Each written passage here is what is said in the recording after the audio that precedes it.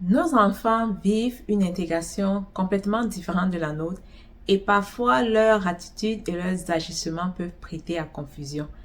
Bienvenue dans Quand intégration rime avec éducation.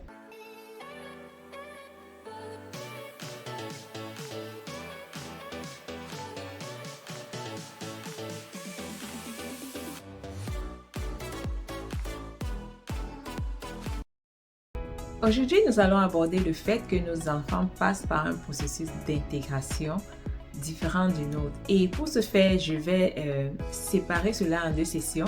La première session, on va parler des enfants qui immigrent avec nous étant déjà grands. Donc, des enfants qui sont nés dans notre pays d'origine et qui viennent avec nous ici. Dépendamment de leur âge, s'ils sont adolescents ou s'ils sont plus petits, leur intégration va être différente. Par exemple, un enfant qui est adolescent, on doit comprendre qu'il avait déjà des attaches dans son pays d'origine.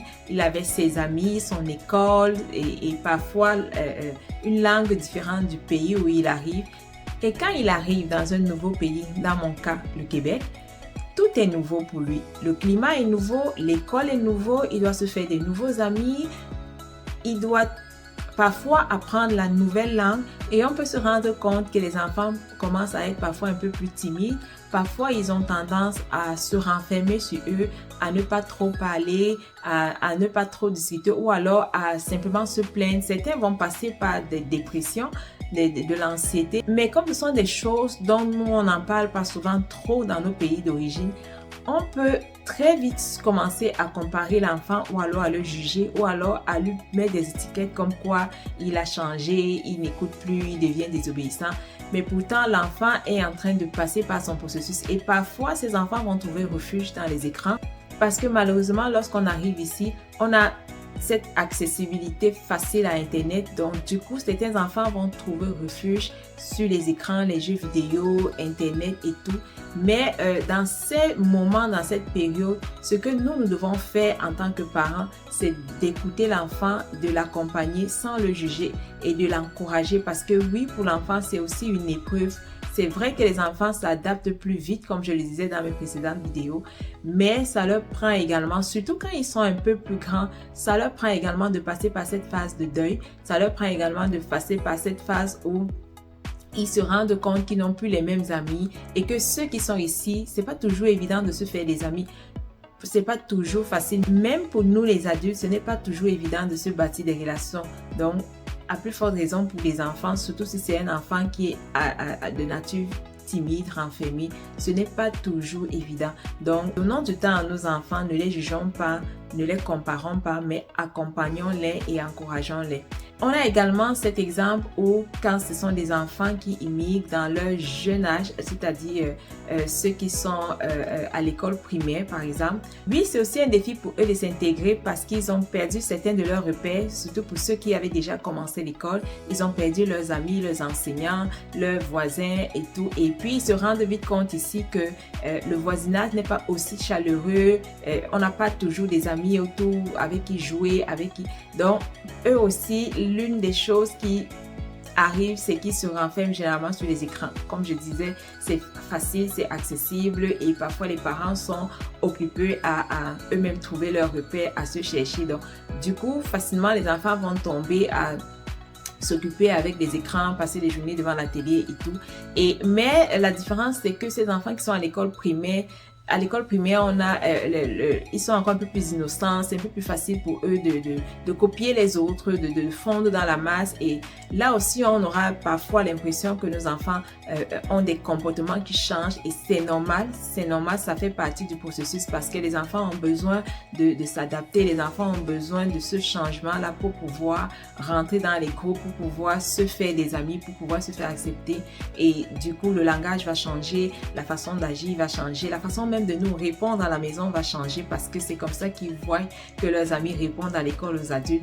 Donc, c'est à nous, les parents, de nous ajuster rapidement, de pouvoir comprendre que ce changement, ce processus-là ne veut pas dire que nos enfants sont en train de perdre leur identité, mais ils sont plutôt en train de s'adapter dans la nouvelle société dans laquelle ils sont.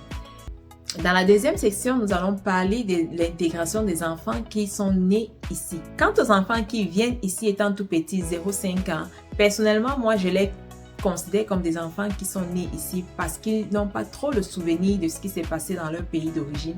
Moi, par exemple, mon fils est arrivé ici à 6 mois et il n'a pas vraiment le souvenir de qu'est-ce qui s'est passé lorsqu'il était né au Cameroun. Donc, ses souvenirs d'enfance sont véritablement ici. Pour moi, cette catégorie d'enfants, je les classe dans les enfants de la deuxième session, c'est-à-dire les enfants qui sont nés ici. Je me suis posé la question par curiosité de savoir, est-ce que moi, parent immigrant, qui arrive ici et qui accouche un enfant ici, oui, l'enfant a la nationalité, il est canadien, mais est-ce que lui aussi, il est considéré comme un immigrant? Oui.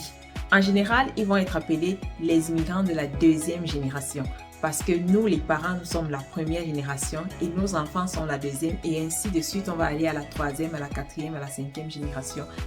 Et ils passent aussi par un processus d'intégration à la seule différence que eux, leur processus d'intégration est vraiment plus affecté par le processus d'intégration de leurs parents.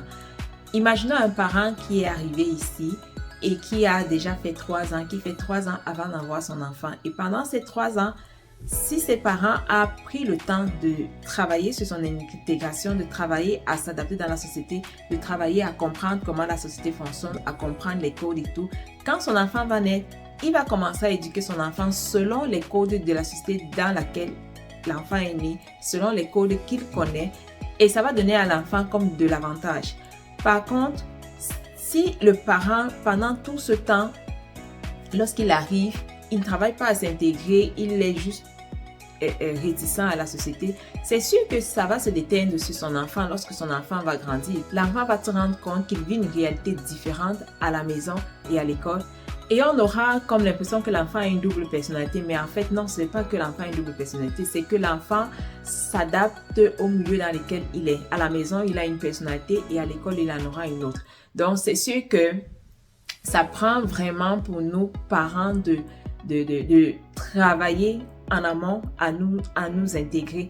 Qu'on vienne d'arriver ou qu'on soit arrivé il y a très longtemps, que nos enfants soient nés ici ou qu'ils soient venus avec nous déjà grands, la réalité c'est que nous en tant que parents, nous sommes dans un processus d'intégration et qui dit processus dit quelque chose qui s'étend sur les années. C'est pourquoi je nous encourage en tant que parents à véritablement être patients envers nos enfants, à être patient avec eux parce que même lorsqu'ils sont nés ici, ils ont ce défi-là d'avoir une certaine culture à la maison et une autre à l'école. Et si vous êtes d'accord avec moi, vous allez vous rendre compte qu'il y a beaucoup de choses que les enfants ont accélérées dans votre processus d'intégration parce qu'ils vont à l'école et ils ramènent des choses à la maison. Donc, ce n'est pas toujours tout qui est mauvais.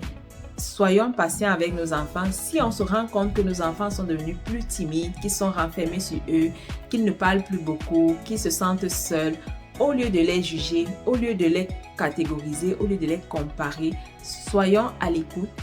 Posons-leur des questions, aidons-les à savoir comment est-ce qu'ils peuvent se faire des amis et ne soyons pas trop stricts. Rappelons-nous toujours qu'ils sont également dans leur processus d'intégration et que nous, en tant que parents, nous ne sommes pas là juste pour les éduquer, mais nous sommes là également pour les accompagner dans ce processus. Ce sera tout pour aujourd'hui. Merci de nous avoir écoutés jusqu'à la fin. Si vous avez aimé, n'hésitez pas à partager et surtout à me laisser un commentaire pour me dire est-ce que vous avez remarqué quelque chose de changé dans vos enfants lorsque vous avez immigré au Québec dans leur processus. Merci et à très bientôt.